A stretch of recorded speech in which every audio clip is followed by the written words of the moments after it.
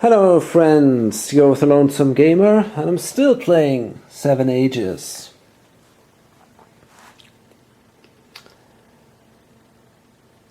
And, well, coming more and more to an end. If the Japanese manage to do a successful trade action, then this could be actually the last but one turn. But that's absolutely not for sure right now. So the first player is the red player. And first we're going to see a start empire by the pink player. The pink player will start the free state. So this guy here. And it's a setup of -4. Money is H plus 10. So it starts with 16 bucks. Convert units in starting area. He will start here in Kashmir, and that allows him to convert all these units. I think then he can actually get these horses.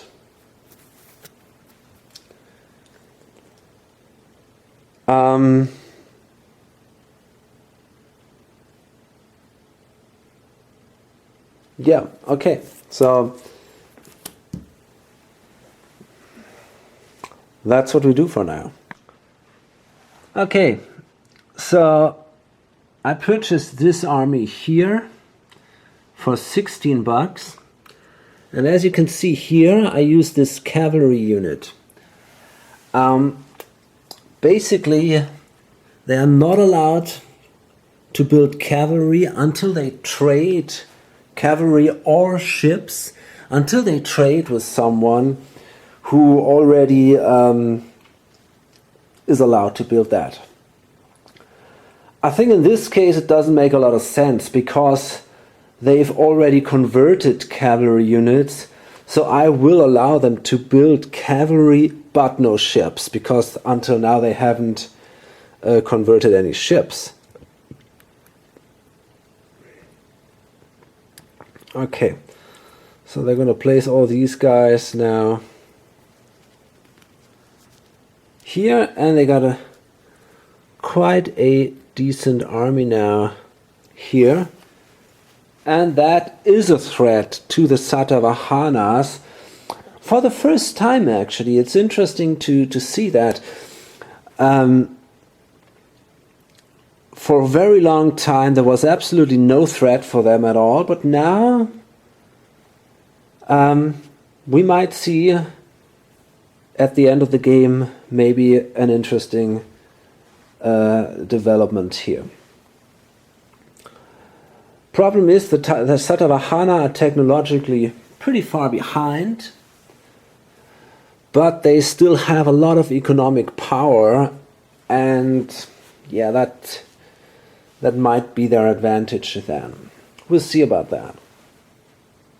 Okay, so that was then the start of the empire of the pink player, and then we come to the production phase. And here we're going to start with the Italians. We're going to do another production action. I'm not sure if it makes a lot of sense what I'm doing here with these guys. The problem is the green player doesn't have much alternatives. I mean, the Italians only give him 1 point right now. And he has to constantly fight the French. But discarding them, well, as I said, there are no alternatives here for him. Otherwise, he might actually consider that. But, okay. So for now, he's just going on, producing a little bit. So that gives him 3, 6, and another 6 for the city. So that's 12. And he has to pay That's only one, yeah. 3 maintenance. So he gains $9 here. Okay, so there we go. Okay, I think what he actually will do is, well, on the other hand, he might play that better on the Satavahana maybe. This brilliant financier. But I think it's more interesting for the Satavahana to play that in one of the upcoming rounds, because now they are threatened by that free state here by Kashmir. So I guess I will not play that on the Italians. Okay, so yeah, $9 for them. Okay, I changed my decision. I'm gonna play that card actually on the Italians. The Satavahana, they already have so much money. They have such an amazing economic power with these 4 level 5 cities, with these fertile areas and wheat and so on. So they will gain an amazing big income. And they probably won't even have enough counters to place all their troops there. So I guess they gain $18 then, and maybe they can afford a few cool units here. Okay, so here we have 16 now. So there are 2 left then, and the Italians can place them well, probably like this. A few here.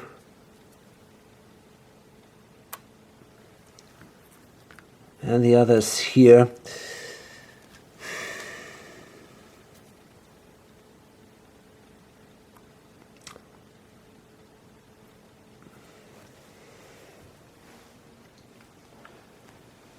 Okay, so that's then the production action of the Italians, and we see another production action by the Poles. They also only control a very small area, but pretty fertile. Here we have 3. That's another 3 if we include the city, so that's 6. And that's 4, so we got $10 for the Poles, minus 4, so that's 6 for them. And, okay, so the Poles spend all their money to buy these infantry units here.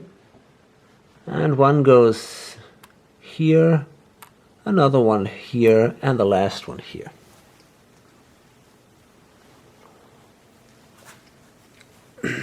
That's the end of the production phase then. Now we come again to the trade in progress phase, and of course we will see a lot of things happening during that phase. First of all, the Japanese want to do a trade in progress, but now the gray player says no way, we have the alliance, play immediately after another player's existing empire within range of one of yours turns over its action marker.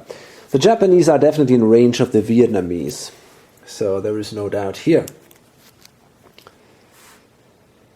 It instead takes the action type you choose, even if out of order.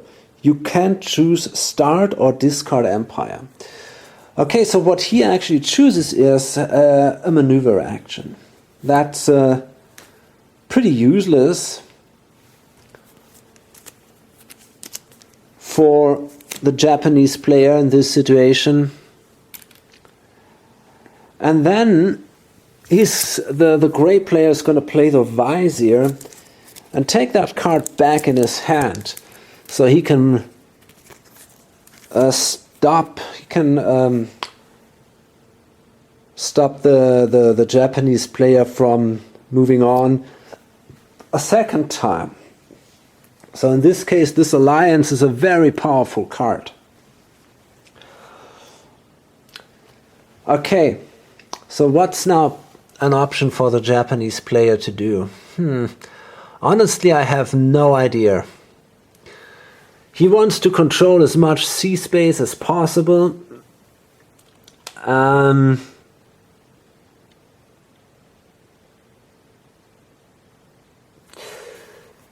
So maybe he can move here to the East China Sea just to change situation here, to make it a little harder for the Vietnamese player to attack him if he wanted to do that. And then also the same thing here. And maybe then here. So in that way, the stronger ships are now all down here, all the destroyers. But that's it. There is nothing else that the Japanese player can do right now that would make a lot of sense, actually. So that was a pretty painful card.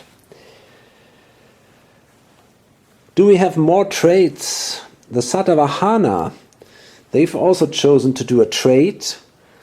I haven't known that there is this Kashmir is gonna revolt here. So now they cannot immediately react. They have to do a trade action first. But they are in a dark age, so that's something that they want to do anyway. They're gonna play this card here, the 6. And they're gonna trade with whom now?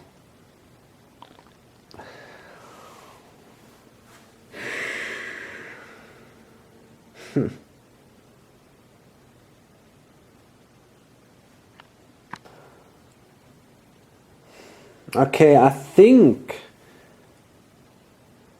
they might have a pretty good chance if they trade with the Zimbabweans, because they also have a trade modifier of -1. Is there anybody else in the game with a trade modifier of -1? I think the Poles actually are, but that's 1, 2, 3, 4, 5. They are not within range. No. So they trade with the Zimbabweans then. Well, that's a problem for him. He's going to take that card here, the 6-2. So they're now even. Both have a 6 and both have a -1 modifier. So that's going to be interesting here. The Satavahana draw first. That's a 3 overall, so that's a 9 and 8. And the Zimbabweans, oh boy, that was bad. That was a pretty nasty card, only a 2, so that's a 7. Okay, that means that this card now goes to him, while this card goes to him. And the Satavahana can now actually move on up to 3 spaces. Well, basically they don't want to do that because they don't want to face the next Dark Age right away, so they move only 1 space ahead.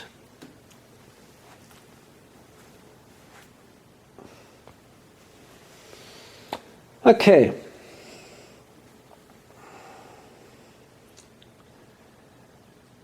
Any more trading?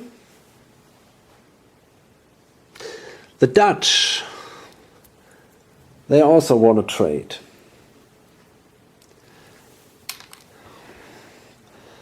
And of course, they want to move ahead here and try to go to the end somehow.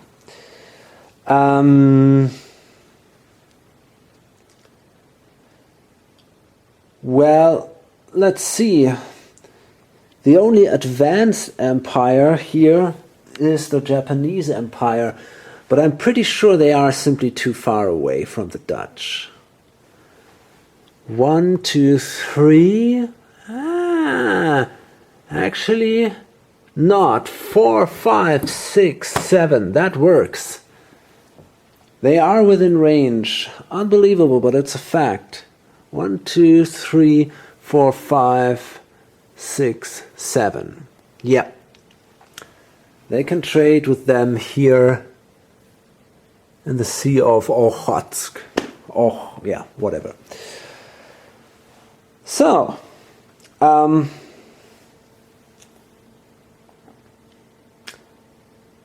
question is, do they want to risk that? We're talking about the Dutch. They have a +2 modifier.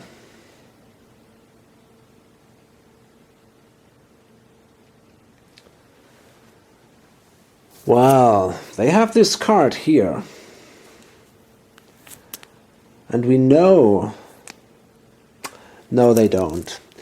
They don't want to risk that. I mean, they haven't played the alliance to prevent the Japanese from trading, just to do a trade with them anyway.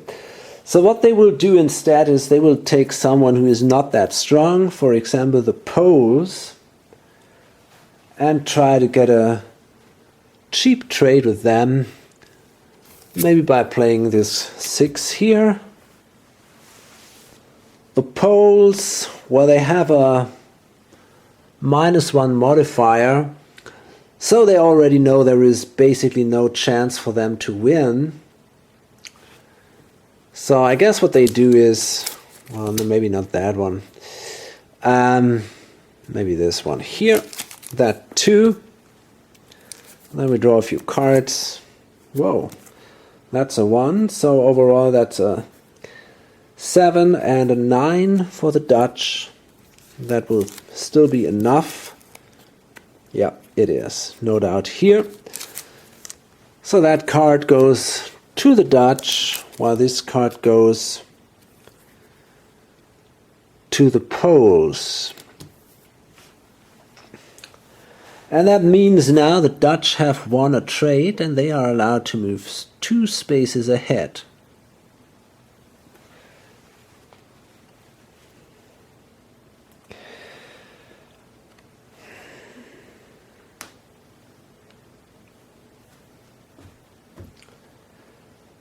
Okay. Anybody else? The Vietnamese. No, wait a second. They have a wild card. But they don't want to do a trade action now. Although I'm not sure about it. The English, they also want to do a trade in progress. Because they're facing a dark age that they want to avoid. So, let's see what they got. Well, they got now this 6 card here. We're going to play that. They have a trade modifier of +1, which is good. Whom are they going to trade with? What about the Norwegians? Yeah, they have a +0, so they're going to trade with the Norwegians here. And, well, they also want to win that trade. It would be good for them. So I guess for now they will throw in this one here, the Ottomans. So that means, well, let's draw some cards and we see what it means. That's a pretty bad start for the English. That's only a 3 overall. So that's a 10 with their modifiers. What about the Norwegians? That's worse. That's only a 2, so that's an 8 for them. So they were a little unlucky here.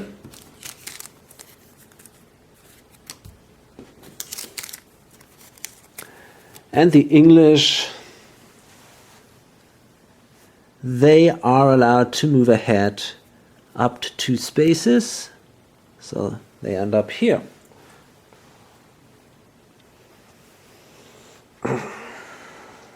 Okay, anything else? Any more trades? No, not as I can see. And now we come to the maneuver phase. Okay, so who starts here? Well, we're going to see a maneuver from the United States. and they want to be the biggest seafaring nation. So they're now going to bring all their ships into the ocean, trying to control as many sea spaces as possible. So they simply move here and here. Okay, so that's pretty impressive. They control right away 5 spaces. That will give them at least 1 glory point, because the Japanese are still ahead by 1 space. But now we see a pretty cool action by the Vietnamese. They're going to play that wild card because they have democracy. They don't have to pay the penalty for victory points, and they're going to now attack the Japanese fleet with their own cruisers. The Japanese, what they've done in this turn actually, during the maneuver action, they kind of positioned their destroyers in a way that they would protect the homeland, but that doesn't really matter because the cruisers have such a long distance. They can simply outmaneuver the battleships. They can simply outmaneuver the cruisers. Yeah, so it's a 1, 2, 3, 4, 5. So they could move here, for example, right up there. And this guy can move 1, 2, 3, 4, 5, 6. And this sucker can move, now let's see, 1, 2, 3, 4, 5. Yeah, of course, I mean, they don't have to stop. They can simply move through them. That's a rule. You can simply move through ocean spaces that are controlled by another empire, as long as you don't end up in a land area controlled by that other empire, except you leave double the amount of ships in the ocean space as the other empire has. But in this case, because we don't end up in any land areas, we can simply move our ships through these ocean areas and attack these ships of the line with our battleships. And yeah, that's now a pretty painful situation for the Japanese, because they will lose their supremacy on the oceans, I guess, which helps the gray player, of course, because then the US have the supremacy here. But it's not over yet. First we have to do the attack here. So that's an 8 against a 5. The attacker draws first. That's only a 10. Okay, that's a 0. So that means that the first ship is sunk here. Then in the Sea of Japan we have another attack. It's again an 8 against a 5. The attacker draws. So that is an 11 against an 8. So again, that ship is lost. And finally, here the Japanese coast. Okay, that's a 12. Yeah, against an 8. So as expected, all 3 ships were sunk. The Japanese took some heavy losses here. And the Vietnamese, now these 3 sea areas still counts towards their Asian land areas, because they are adjacent to Asia. So that was a pretty strong move by the gray player. On the one hand, to weaken the Japanese. On the other hand, to strengthen the US. And they can do this now. I mean, you might ask, why haven't they done that earlier on? Well, there are basically two reasons. For once, they now have all these cool ships, thanks to their civilization action in the last turn. The other reason is that the Japanese player cannot produce very effective now, because he doesn't control many areas anymore, and there are everywhere these disorder areas. So now it really makes sense. Before, he could produce as much as he wanted, and well, then he could simply build new ships, and it wouldn't have been that effective, I guess. But now it's a real threat here. Also for the Japanese homeland, by the way. I mean, they might in the next turn attack the Japanese homeland, and then it's going to be a pretty big problem for these guys. And I'm pretty sure that's what we're going to see. So, that was the maneuver action by the gray player now. Do we see any more maneuver actions? Yeah, the Norwegians. Well, they're going to try to slow down the gray player a little bit by taking that fleet and attacking the lowlands here. So let's see what happens. Pretty sure we will defeat them, but it's not absolutely sure. I mean, they are not that bad. So first of all, well, we should win that, I guess. So the attacker comes with a 14 plus 8, so that gives me then a 22. The defender has a 6 plus 6, that's a 12.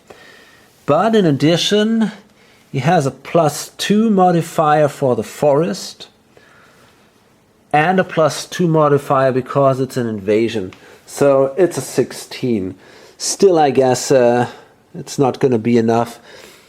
But they have a tactician as a leader, so they can draw twice. Okay, so I will now draw first for the defender, because I can then decide if I want to draw a second time or not. Well, I'm going to keep that card, I guess. Although my chances are still low to win this. Whoa, wait a second. Could that be enough? That would be crazy.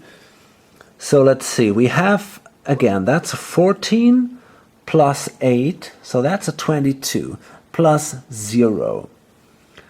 Now this guy comes with a 6, that's a 12. Plus 6 is an 18. Plus 4 for these two defensive modifiers. No, it's only a defensive modifier of 1 in the forest. So that means by 1 point it's not enough. Well, that was bad luck, but still they did a great job in fighting for their homeland, but it wasn't good enough. The Low Countries lose that. Their capital is also lost. Now that gives actually the attacker half the money. So they had $10, so that gives now $5. No, the whole money is lost for the Dutch, but the attacker will gain half of it. So that's now $5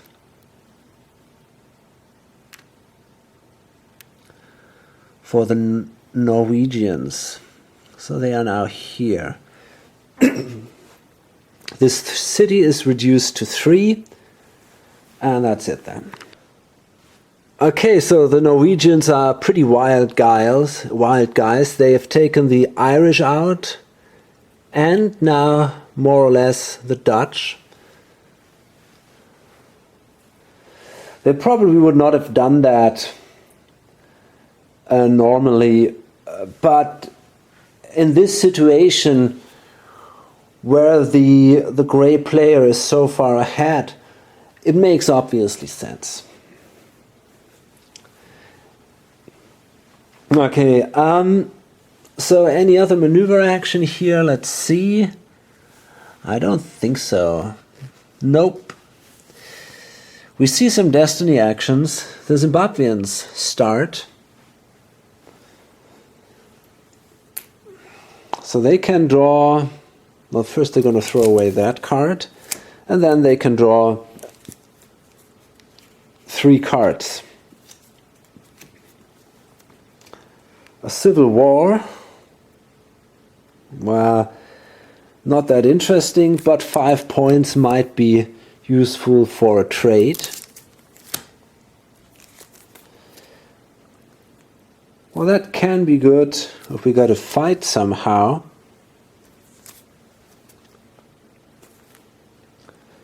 And it could also give an additional point if we play that printing artifact.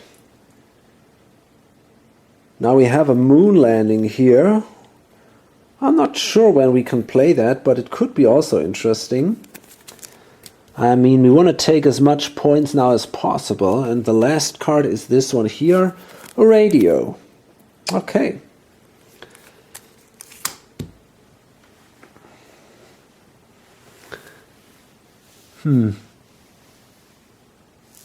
Fine.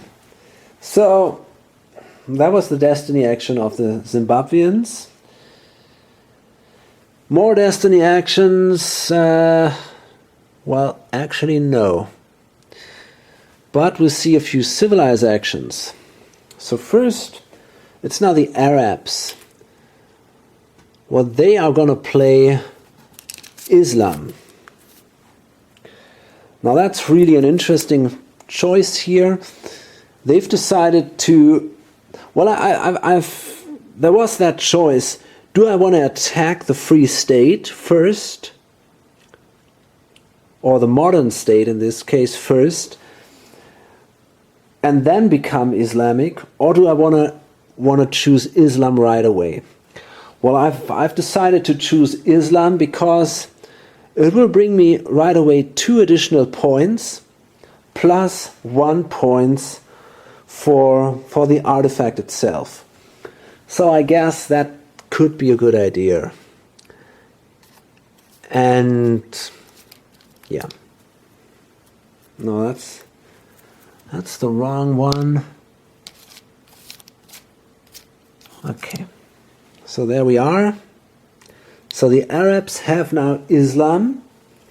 So that gives the red player another glory point. Okay, the next thing the Arabs will bring to the world is the printing. Finally! Now, at the contemporary times, more or less, we see finally someone invent the printing. So they play this now here. Well, wait a second. Where are the Arabs? The Arabs are black, so they're here. The interesting point is if you trade with a more advanced empire and you have printing, you can move an additional space ahead. So that's an interesting point here. And of course, that's an additional point for the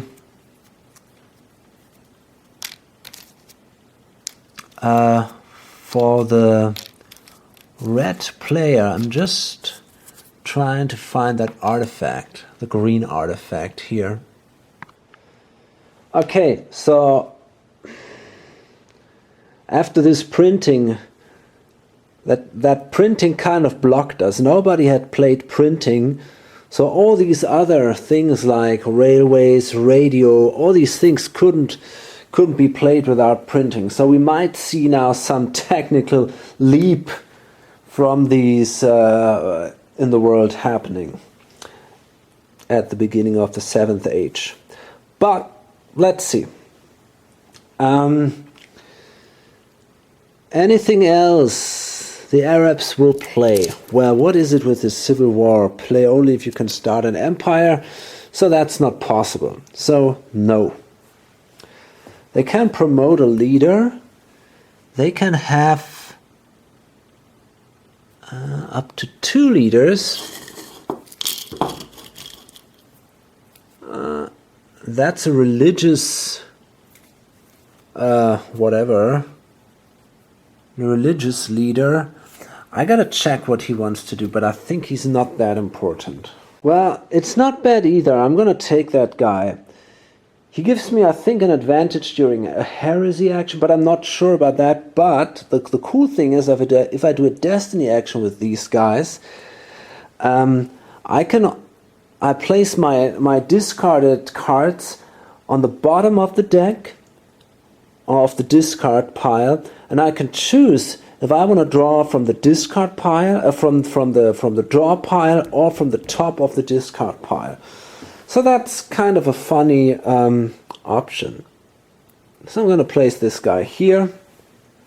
Let's assume he has brought us Islam in this turn. Makes sense. And, well, we then can modernize our units.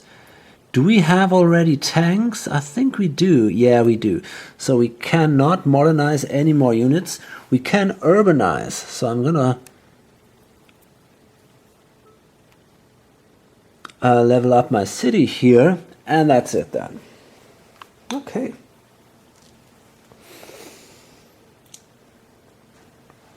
So that is then the end of my turn here. Do we see another player doing a civilized action? Yes, the Russians.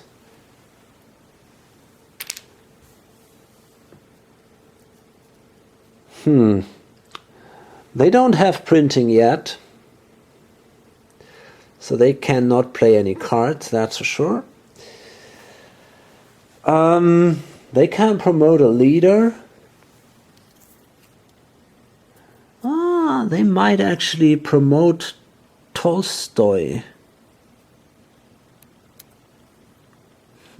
Could be an option. Why not? They might do that. Okay, so that would be Tolstoy, and he would be an artist. Honestly, I think I will not take him right now. I'm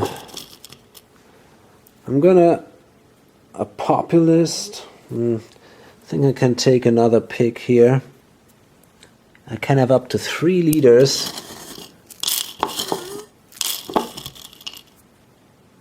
Tactician. That could be more interesting, although I'm not even sure if I want that guy. A tactician. I'm not sure what I want, to be honest.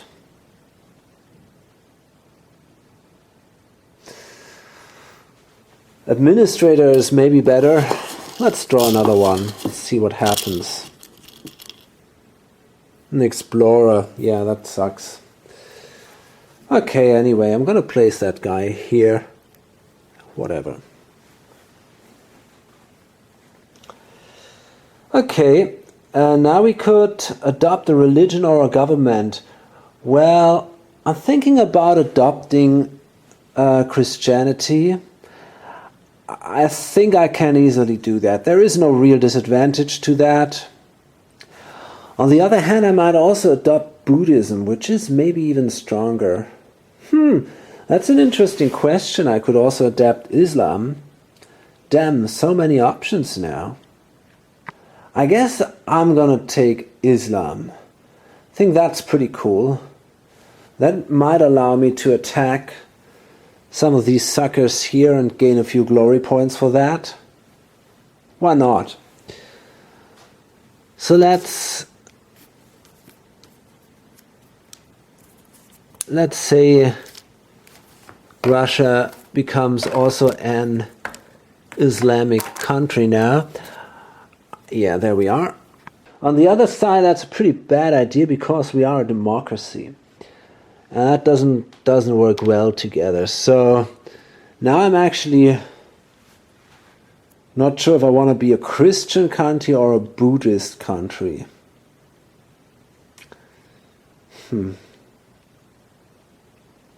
I like Buddhism. I think I'm going to be a Buddhist country then.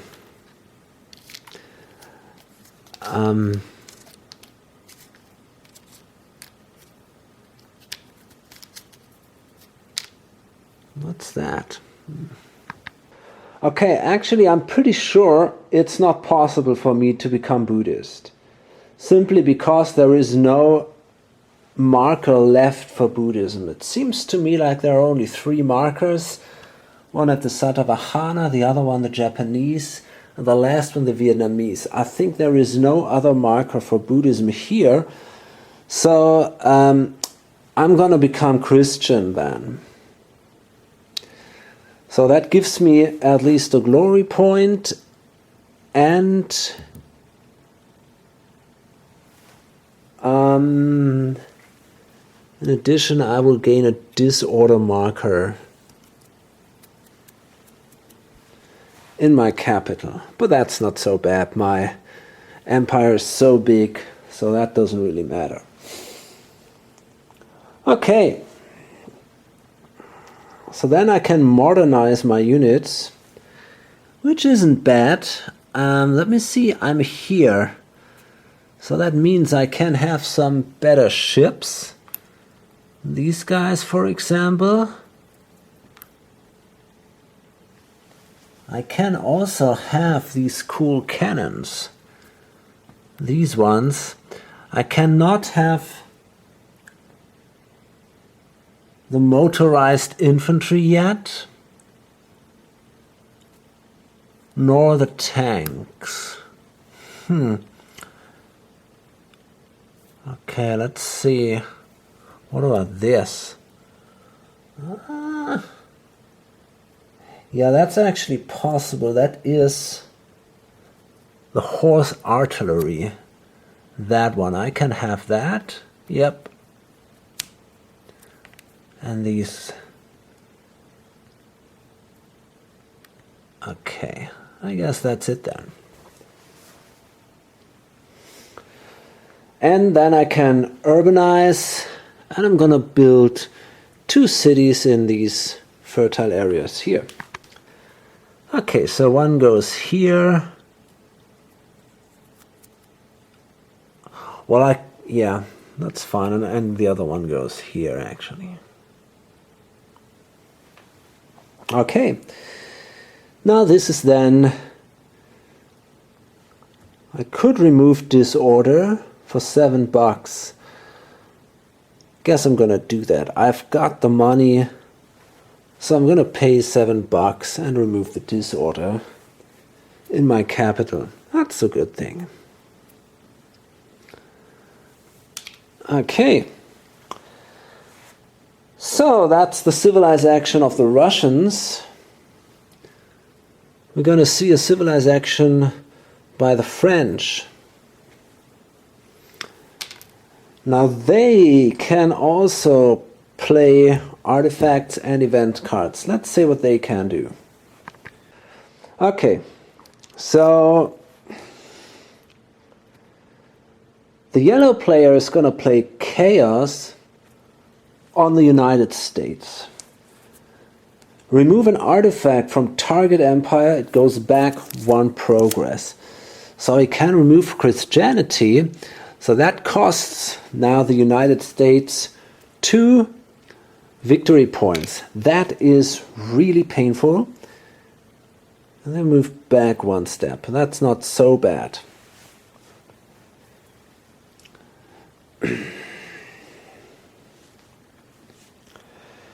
Now,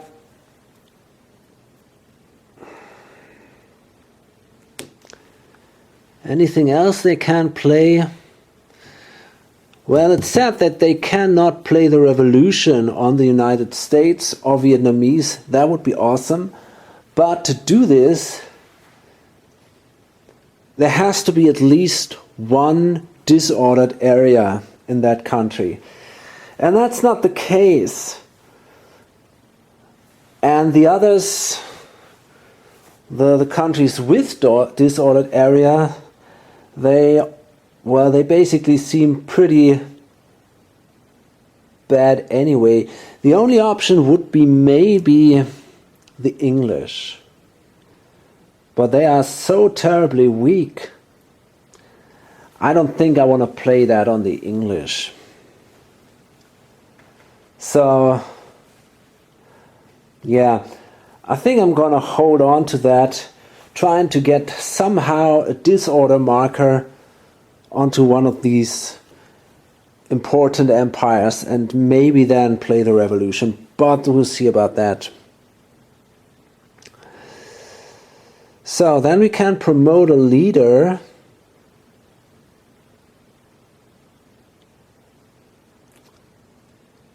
I'm not sure. The French, they are playing this. Yeah. The French, they are doing this. So, yeah, I'm going to play a leader here.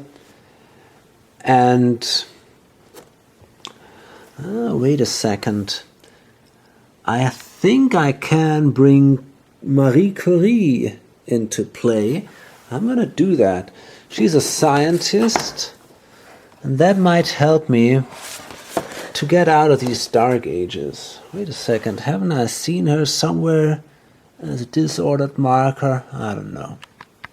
Okay, so there she is, Curie, and she's absolutely awesome because she allows me to ignore the effect of dark ages. So, oh, wait a second, I already have a scientist I see right now. Ah, damn it. I haven't forgotten about that. I might actually have given the French not enough points then. Okay, so that means now I'm gonna promote another leader, of course. So I can have up to 3 leaders. Let's see what we find here. Oops. A builder and an explorer. Well, that ain't so bad. Builder is kind of cool. Yeah, I think I might actually take that guy and place him here. And then I could adopt a religion or a government. And I'm gonna adopt now Christianity, because if I'm under attack of or Islam, that's tempting. No, wait, I don't know. I could also adopt Islam.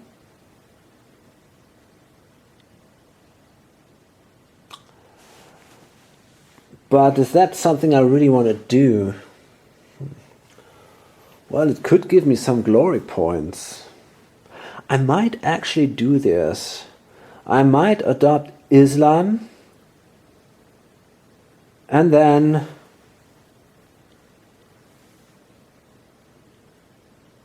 I could try to attack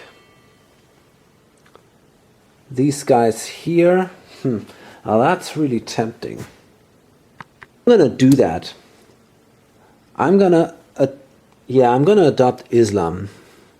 That's kind of fun. It has,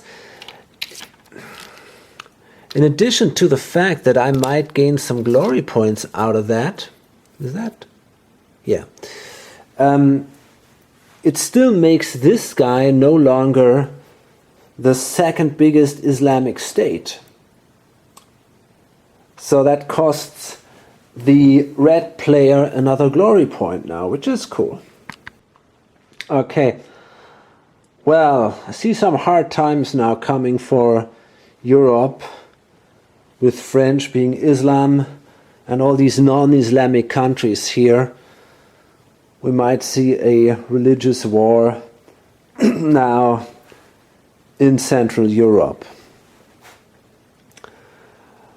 Okay, then we can modernize our units. So that's something we might want to do.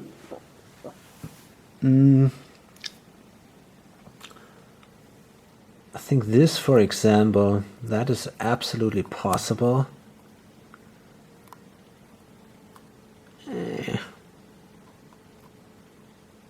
Well, we don't have the mobile infantry yet.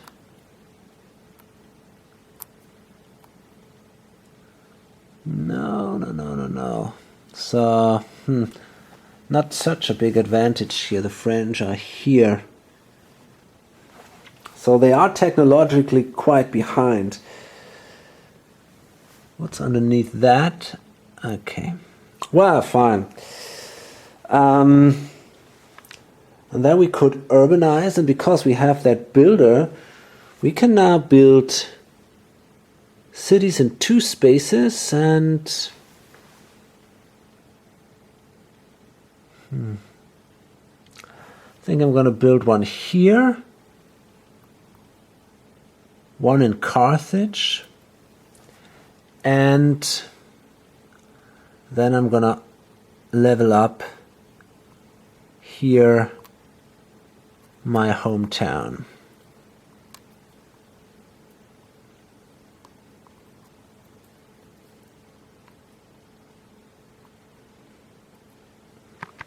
Okay, so there we are. So this is placed here, and that other city is then placed here. Okay.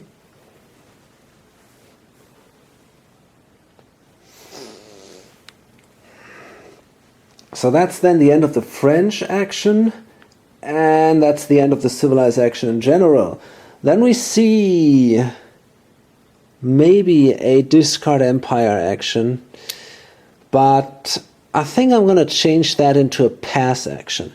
I thought about discarding the modern state, because it's very hard for them to make points. But on the other hand, it's kind of a cool way to block the Arabs from expanding, because if they attack the modern state, because they are Islam, that would cost them glory points. So yeah, I'm not going to discard the empire, although, well, basically all I gain is a single point, which sucks. I'd love to see the Germans. But on the other hand, now that the French are Islamic, damn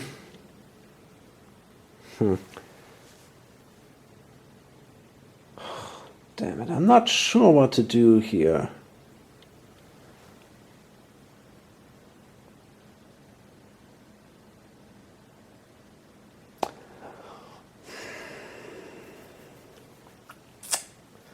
That's really a tough choice. I think the Arabs will grow very fast. And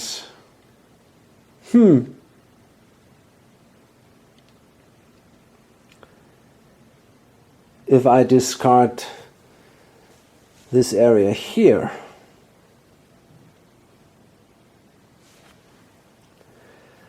but otherwise starting German is also kind of cool.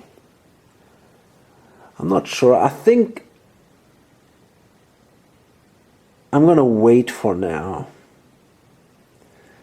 I think right now I'm not going to start Germany, although it seems like the French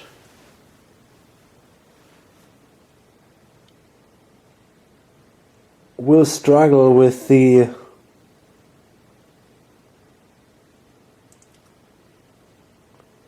Italians for a few more turns. So not sure if it makes sense to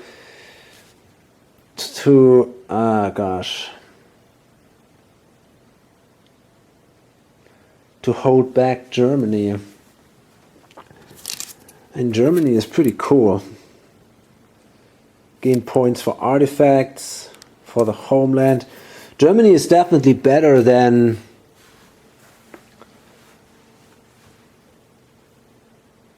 the modern state. And we might actually also make Germany a Muslim country. And then we could attack Russia, an example, try to collect some points there. But, well, then the Arabs, they will spread out. Okay, anyway, I'm gonna do that. I'm gonna discard the modern state. I don't really see a future for them. I mean, okay, they could try to become rich. They have all these fertile areas. So hey, maybe that's a way. I could give that a shot. I could go for money here. Yeah, I think I'm actually gonna do that. I'm gonna try to gain a lot of money and then at least make a few points. Maybe that's better. Okay, we'll see about that. So that modern state will stay there, at least for now. So that is then the end of the turn, but we have to move on our empires. So the English also enter now H7, and let's see if they have a leader where they don't. Nope. Then, wait a second, is there, yeah. Okay, the Russians move on. Then these are the, who is that? The US moves on. Now the French move on because they have a scientist. I hope they haven't lost too many points thanks to that. I'm afraid they did. But okay, that's bad luck. And all these other guys stay where they are. The Zimbabweans move on one space. They enter a new age, but they don't have a leader. And the Satavahana also move on one space. Okay, and then we come to the interesting part again. We can count our points. We start right away with the red player, the Zimbabweans. Okay, so they will still gain 2 points for being the biggest in for being the second biggest in Africa and for controlling their homeland. That gives them 2 points. The Japanese, well, they are not doing that well anymore. They control their homeland, that's 1 point. They are still the richest, but they are no longer the biggest in the world if it comes to sea spaces. So let's see, they are actually number 2. So it's not that bad.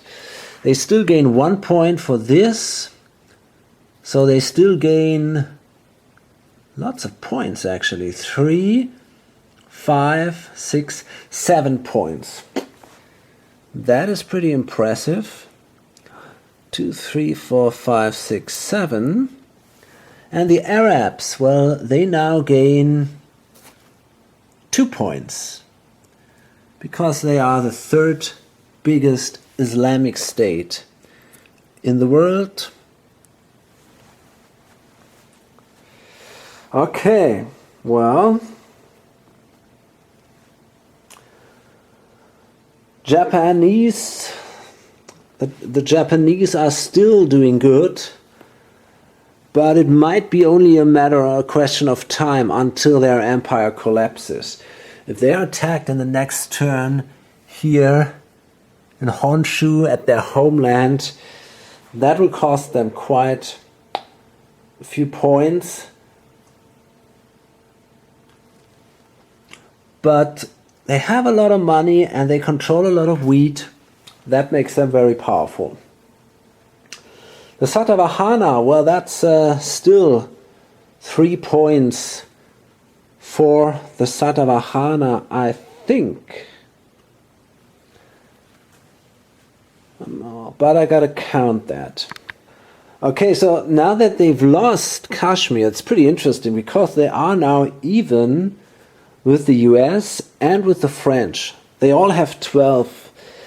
But because they are first in turn order, they still are the second biggest in the world after the Russians. So that gives them 3 points. The Russians gain 4 points.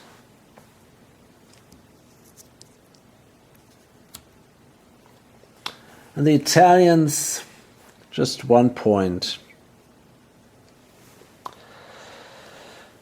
Okay, now we're gonna see the gray player. The United States, well, they're the biggest in the Americas. They are now the biggest seafaring nation, but they've lost Christianity. So they still gain only 4 points. 2, 3, 4. The Dutch, well, they also lost a lot of power. They've lost their homeland, which sucks. They still have the most artifacts. No, they don't. They don't. They don't, because now their forum was destroyed. So basically that means they simply lose 1 point because they don't control their homeland anymore. So that's a pretty big problem now for the gray player. He will have to discard the Dutch, I think that's for sure. The Vietnamese, well, they are doing fine. 1 point for the homeland and, well, then these other points. So overall it's 5 points for the Vietnamese. 1, 2, 3, 4, 5. Well, this is so damn close. Actually, the red player managed again to surpass the gray player. This is really a very interesting finish now. Yeah, absolutely amazing. I just love that. The English, that's 1 point for the English for their homeland. They have the most colonies and they have the biggest fleet. So that's 6 points for the English. 1, 2, 3, 4, 5, 6. The Poles, well, that's just 1 point for the Poles. And the Free State, well, the Free State, okay, I'm no points for the Free State. Great. They are here in Kashmir. They want to control some wheat and they want to be big. So right now, no points for them. Great. Okay, and then we'll see the yellow player. It's going to be interesting if he will be able to catch up, but I have my doubts here. So the yellow player, French, 1 point for the homeland, 2 points for the colonies, 1 point for Europe. So that gives him then overall 4 points. 1, 2, 3, 4. The modern state, well, that's 1 point for their homeland, and this is it. And the Norwegians, well, they also gain only 1 point for the homeland. So basically they didn't do very well. Okay, this is it. So it's still very close. We didn't come any closer here to the end of the game. The Dutch will be possibly discarded. And I'm not sure how long the red player can hold on to the Japanese. It's going to be really interesting how long they can generate points and what the the gray player actually will have to do. Maybe the gray player should have played some land units and moved with these land units here to steal some of these. I think it would have been a pretty good idea to do that. I mean, he still can do that in the next turn, but that might have been an important point. I think he should have done that. Well, now it's a little late actually, but that... Well, if he plays that in a clever way... let me see if the tanks can get there. Forest? All cavalry units in forest.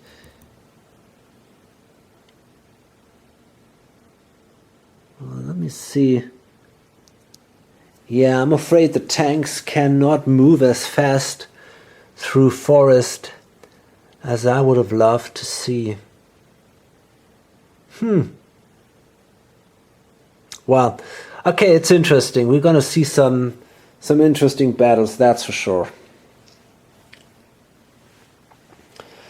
So, yeah.